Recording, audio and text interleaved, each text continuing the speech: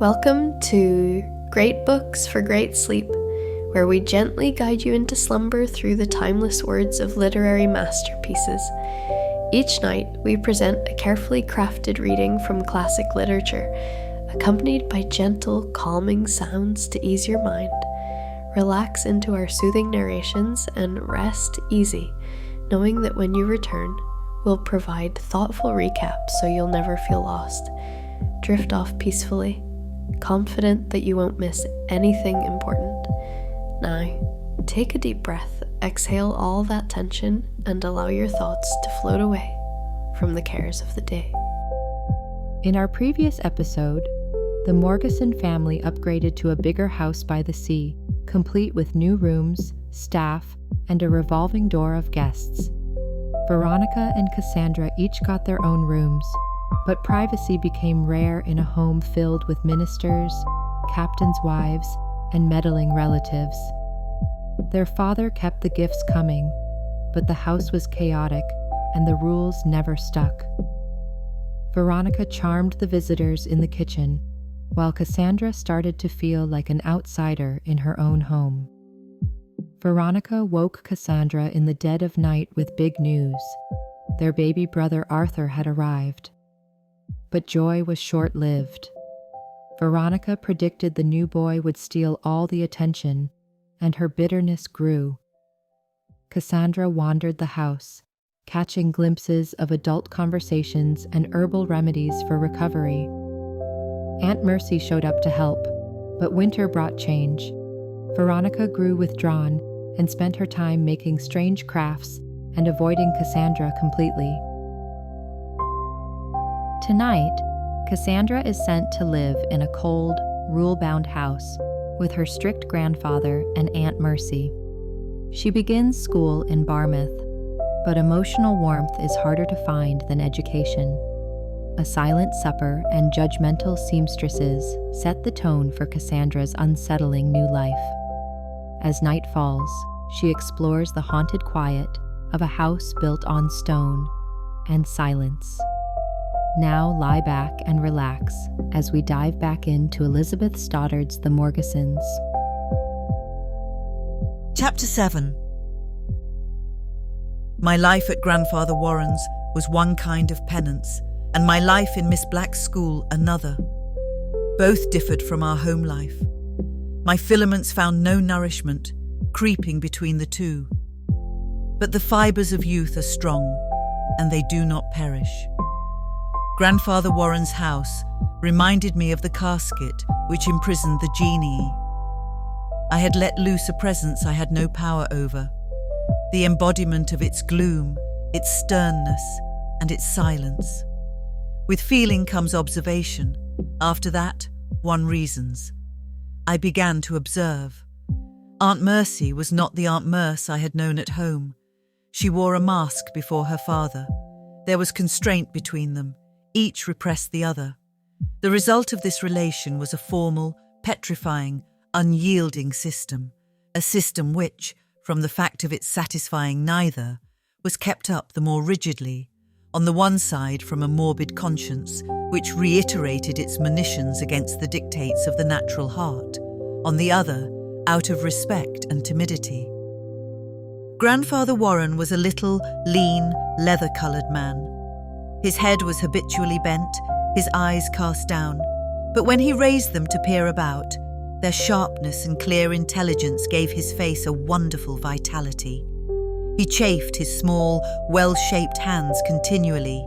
His long, polished nails clicked together with a shelly noise, like that which beetles make flying against the ceiling. His features were delicate and handsome. Gentle blood ran in his veins, as I have said. All classes in Barmouth treated him with invariable courtesy. He was aboriginal in character, not to be moved by antecedent or changed by innovation, a Puritan without gentleness or tenderness. He scarcely concealed his contempt for the emollients of life or for those who needed them. He whined over no misfortune, pined for no pleasure. His two sons, who broke loose from him, went into the world, lived a wild, merry life, and died there, he never named. He found his wife dead by his side one morning. He did not go frantic, but selected a text for the funeral sermon. And when he stood by the uncovered grave, took off his hat and thanked his friends for their kindness with a loud, steady voice. Aunt Mercy told me that after her mother's death, his habit of chafing his hands commenced. It was all the difference she saw in him, for he never spoke of his trouble or acknowledged his grief by sign or word. Though he had been frugal and industrious all his life, he had no more property than the old, rambling house we lived in, and a long, narrow garden attached to it, where there were a few plum and quince trees, a row of currant bushes, Aunt Mercy's beds of chamomile and sage, and a few flowers. At the end of the garden was a peaked roof pigsty. It was cleanly kept, and its inhabitant had his meals served with the regularity which characterised all that Grandfather Warren did. Beautiful pigeons lived in the roof and were on friendly terms with the occupant on the lower floor. The house was not unpicturesque. It was built on a corner, facing two streets. One front was a story high with a slanting roof. The other, which was two-storied, sloped like a giraffe's back down to a woodshed. Clean cobwebs hung from its rafters, and neat heaps of fragrant chips were piled on the floor. The house had many rooms, all more or less dark and irregularly shaped. The construction of the chambers was so involved, I could not get out of one without going into another. Some of the ceilings slanted suddenly, and some so gradually that where I could stand erect and where I must stoop, I never remembered, until my head was unpleasantly grazed, or my eyes filled with flakes of ancient lime dust. A long chamber in the middle of the house was the shop, always smelling of woolen shreds. At sunset, summer or winter, Aunt Mercy sprinkled water on the unpainted floor and swept it. While she swept, I made my thumb sore by snipping the bits of cloth that were scattered on the long counter by the window with Grandfather's shears, or I scrawled figures with grey chalk, where I thought they might catch his eye. When she had finished sweeping, she carefully sorted the scraps and put them into boxes under the counter. Then she neatly rolled up the brown paper curtains, which had been let down to exclude the afternoon sun, shook the old patchwork cushions in the osier-bottomed chairs, watered the rose geranium and the monthly rose, which flourished wonderfully in that fluffy atmosphere, set every pin and needle in its place, and shut the door, which was opened again at sunrise. Of late years, Grandfather's occupation had declined. No new customers came. A few, who did not change the fashion of their garb, still patronised him. His income was barely $300 a year, eked out to this amount by some small pay for offices connected with the church, of which he was a prominent member. From this income, he paid his pulpit tithe, gave to the poor, and lived independent and respectable. Mother endeavoured in an unobtrusive way to add to his comfort, but he would only accept a few herrings from the Surrey Weir every spring and a basket of apples every fall. He invariably returned her presents by giving her a share of his plums and quinces. I had only seen Grandfather Warren at odd intervals. He rarely came to our house. When he did, he rode down on the top of the Barmouth stagecoach, returning in a few hours. As Mother never liked to go to Barmouth, she seldom came to see me. Chapter 8. It was 5 o'clock on Saturday afternoon when Father left me. Aunt Mercy continued her preparations for tea, and when it was ready, went to the foot of the stairs and called, "Supper!" Grandthere came down immediately, followed by 2 tall, cadaverous women, Ruth and Sally Aikin, tailoresses, who sewed for him spring and fall. Living several miles from Barmouth, they stayed through the week, going home on Saturday night to return on Monday morning. We stood behind the heavy oak chairs round the table, one of which Grandthere tipped backward, and said a long grace, not a word of which was heard, for his teeth were gone, and he prayed in his throat. Aunt Mercy's mulled tea rubbed against me, with her back and tail erect. I pinched the latter, and she gave a wail. Aunt Mercy passed her hand across her mouth, but the eyes of the 2 women were stony in their sockets.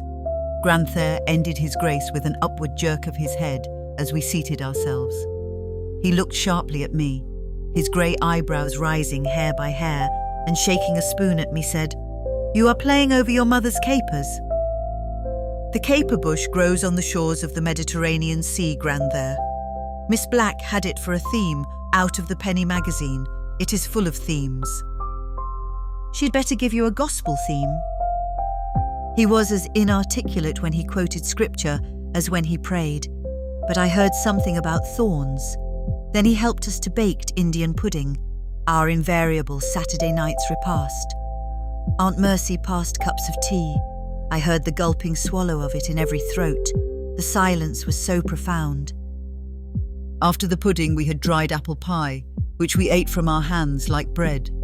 Grandther ate fast, not troubling himself to ask us if we would have more, but making the necessary motions to that effect by touching the spoon in the pudding or knife on the pie. Ruth and Sally still kept their eyes fixed on some invisible object at a distance.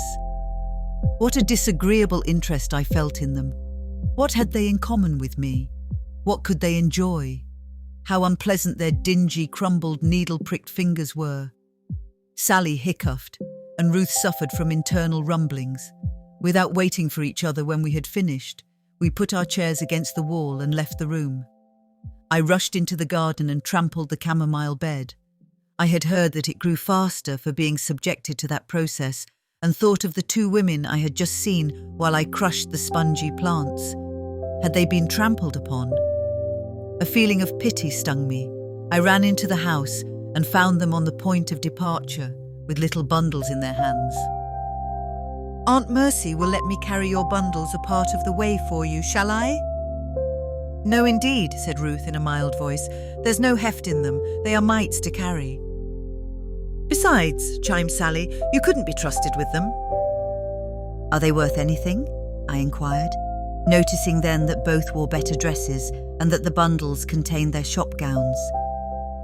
"What made you pinch the Maltese tail?" asked Sally.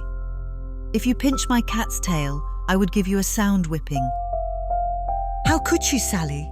said Ruth, "when our cat's tail is cut short off?" "For all the world," remarked Sally. "That's the only way she can be managed. If things are cut off and kept out of sight or never mentioned before her, she may behave very well, not otherwise." "Goodbye, Miss Ruth, and Sally, goodbye," modulating my voice to accents of grief and making a cheese. They retreated with a less staid pace than usual, and I sought Aunt Mercy, who was preparing the Sunday's dinner. Twilight drew near, and the Sunday's clouds began to fall on my spirits. Between sundown and 9 o'clock was a tedious interval. I was not allowed to go to bed, nor to read a secular book, or to amuse myself with anything. A dim oil lamp burned on the high shelf of the middle room, our ordinary gathering place. Aunt Mercy sat there, rocking in a low chair. The doors were open, and I wandered softly about.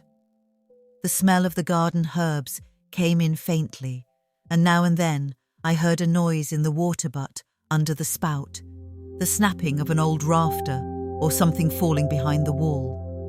The toads crawled from under the plantain leaves and hopped across the broad stone before the kitchen door, and the irreverent cat, with whom I sympathised, raced like mad in the grass. Growing duller, I went to the cellar door, which was in the front entry, opened it, and stared down in the black gulf, till I saw a grey rock rise at the foot of the stairs which affected my imagination. The foundation of the house was on the spurs of a great granite bed, which rose from the Surrey shores, dipped and cropped out in the centre of Barmouth. It came through the ground again in the woodhouse, smooth and round, like the bald head of some old Titan, and in the border of the garden it burst through in narrow ridges full of seams. As I contemplated the rock and inhaled a mouldy atmosphere whose component parts were charcoal and potatoes, I heard the first stroke of the 9 o'clock bell, which hung in the belfry of the church across the street. Although it was so near us that we could hear the bell rope whistle in its grooves and its last hoarse breath in the belfry, there was no reverberation of its clang in the house, The rock under us struck back its voice. It was an old Spanish bell, Aunt Mercy told me. How it reached Barmouth she did not know. I recognized its complaining voice afterward. It told me it could never forget it had been baptized a Catholic, and it pined for the beggar who rang it in the land of fan-leaf chestnuts. It would growl and strangle as much as possible in the hands of Benjamin Beals, the bell ringer and coffin maker of Barmouth. Except in the morning when it called me up, I was glad to hear it. It was the signal of time past. The oftener I heard it, the nearer I was to the end of my year. Before it ceased to ring now, Aunt Mercy called me in a low voice. I returned to the middle room and took a seat in one of the oak chairs, whose back of upright rods was my nightly penance. Aunt Mercy took the lamp from the shelf and placed it upon a small oak stand where the Bible lay. Grandther entered, and sitting by the stand read a chapter. His voice was like opium. Presently my head rolled across the rods, and I felt conscious of slipping down the glassy seat. After he had read the chapter, he prayed. If the chapter had been long, the prayer was short. If the chapter had been short, the prayer was long. When he had ceased praying, he left the room without speaking and betook himself to bed. Aunt Mercy dragged me up the steep stairs, undressed me, and I crept into bed, drugged with a monotony which served but to deepen the sleep of youth and health. When the bell rang the next morning, Aunt Mercy gave me a preparatory shake before she began to dress, and while she walked up and down the room lacing her stays, entreated me to get up. If the word lively could ever be used in reference to our life, it might be in regard to Sunday. The well was so near the church that the house was used as an inn for the accommodation of the churchgoers who lived at any distance and who did not return home between the morning and afternoon services. A regular set took dinner with us, and there were parties who brought lunch, which they ate off their handkerchiefs, on their knees. It was also a watering place for the Sunday school scholars, who filed in troops before the pail in the well room and drank from the coconut dipper. When the weather was warm, our parlour was open, as it was today. Aunt Mercy had dusted it and ornamented the hearth with bunches of lilacs in a broken pitcher. 12 yellow chairs, a mahogany stand, a dark rag carpet, some speckled Pacific seashells on the shelf, among which stood a whale's tooth with a drawing of a cranky ship thereon, and an ostrich's egg that hung by a string from the ceiling, were the adornments of the room. When we were dressed for church, we looked out of the window till the bell tolled, and the chaise of the Baxters and Sawyers had driven to the gate. Then we went ourselves. Grandther had preceded us and was already in his seat. Aunt Mercy went up to the head of the pew, a little out of breath from the tightness of her dress and the ordeal of the Baxter and Sawyer eyes, for the pew, though off a side aisle, was in the neighbourhood of the elite of the church. A clove, however, tranquillised her. I fixed my feet on a cricket and examined the bonnets. The house filled rapidly, and last of all the minister entered. The singers began an anthem, singing in an advanced style of the art, I observed, for they shouted, "Amen," while our singers in Surrey bellowed, "Amen."